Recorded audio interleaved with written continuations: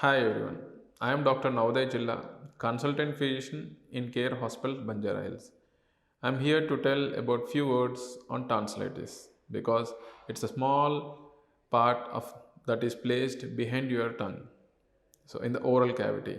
It's a lymphatic tissue. That means it contains tissue which has more of cells which are in return in relevance to immunity. So if any infection, whether it is there in the oral cavity near the toe, teeth, or tongue, these tonsils are the organs which are going to react by enlarging themselves. So usually we see enlargement of tonsils in viral infections or bacterial infections.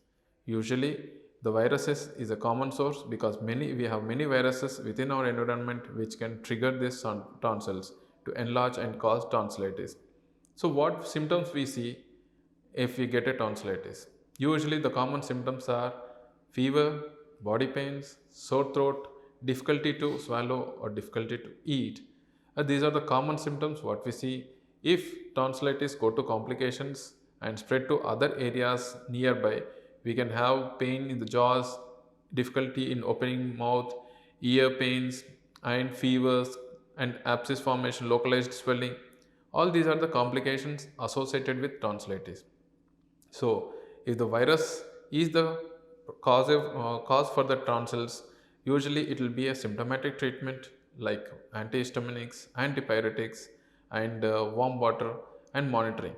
But if it is bacterial infection, if the bacteria is causing the infection, antibacterials are the treatments wherein earlier days we had surgery as the option for treating tonsillitis. Now we have medications, advanced techniques, so we treat with IV antibiotics and treat them. Who will be predisposing to get this tonsillitis frequently?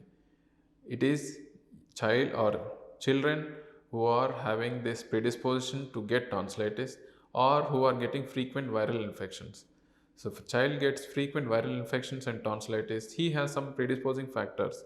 So it is better to consult a doctor, and if it is recurrent, then probably the suggestion of surgery will be an option.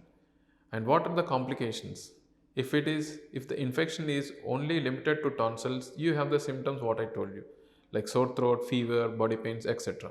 But if the tonsillitis infection is severe enough, it can spread to neighboring areas, causing pain, has increased symptoms, or ear discharge, ear pain, or it can cause localized abscess, causing severe pain and fevers.